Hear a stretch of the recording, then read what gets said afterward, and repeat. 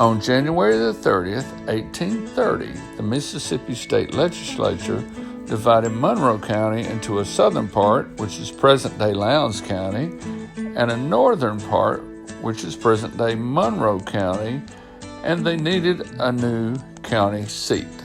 The county seat had been in Hamilton, but the legislature moved it to Athens. Athens was located about an equal distance from Cotton Gin Port to the northwest of it and Hamilton to the south. Splunge to the northeast was about the same distance away as was the Wolf Road Buttahatchee settlement.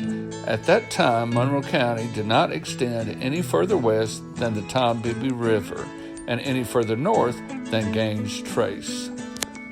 The site of Athens lay just south of the stage road that ran from Tennessee, northwest Alabama, through Quincy and on to Morgan's Ferry. The courthouse square, 2 acres, was given without any money consideration. Judge Morgan was to receive 1/2 of the net proceeds of the receipts gained from the division and sale of the lots. The remainder were to be used for clearing a square, digging a well, building a courthouse, and building a jail. A contractor was paid $50 for digging a well on the public square and paid $18.50 for clearing the square. W.S. Cook was paid $503.31 for building the first jail. This is not the jail you see before you now. The first jail burned, and this jail was built in 1845. This 1845 jail was built by Joshua Toomer, a building contractor and steamboat captain. The jail has 32-inch brick and mortar walls with 12-inch thick square beams separating the ceilings of the first floor from the floor of the second floor where the prisoners were housed. The prisoners would be on the right. The picture on the left is the first floor of the old jail building, and the picture on the right is perhaps the very cell that a prisoner gazed out the window of one night as a big bolt of lightning flashed. He was gazing at the hanging tree which awaited him the next day.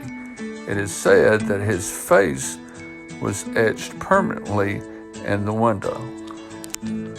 The public square, according to law, was in the center of town. It lay just south of the stage road. The courthouse was in the square. The stage route was the principal street. It ran east and west.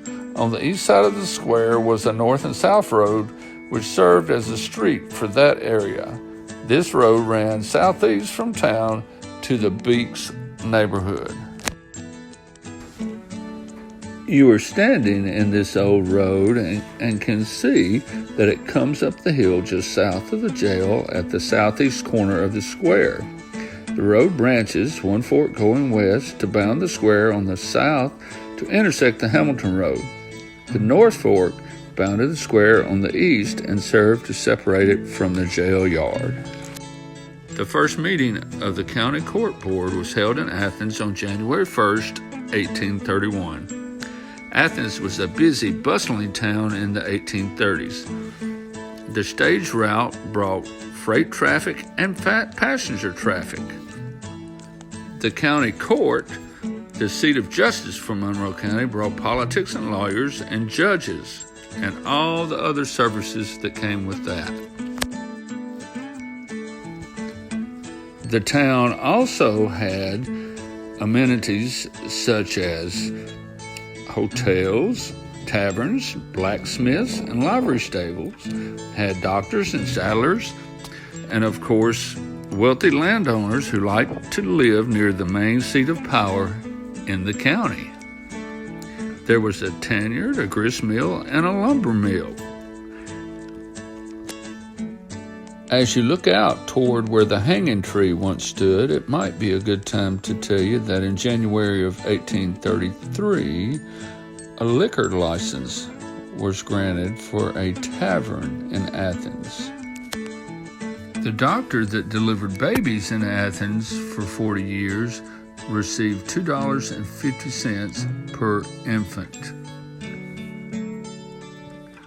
Reuben Davis came to Athens to practice law. His first case before the Athens bar was to represent the saddler. As payment, he received a small plank shed that he remodeled into a first home for himself and his young wife. Other people that Mr. Davis has mentioned living in Athens with him were Justice Owen, Justice Vernon, Ambrose Rose, a nephew of President James Madison, and other men holding a position at the Athens bar were T.M. Tucker, later governor of Mississippi in 1841, and a member of Congress in 1843.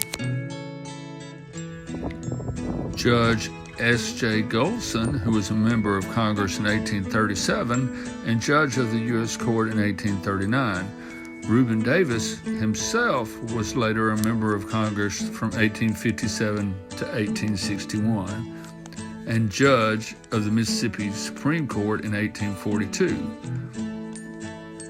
Athens was unrivaled until after 1836.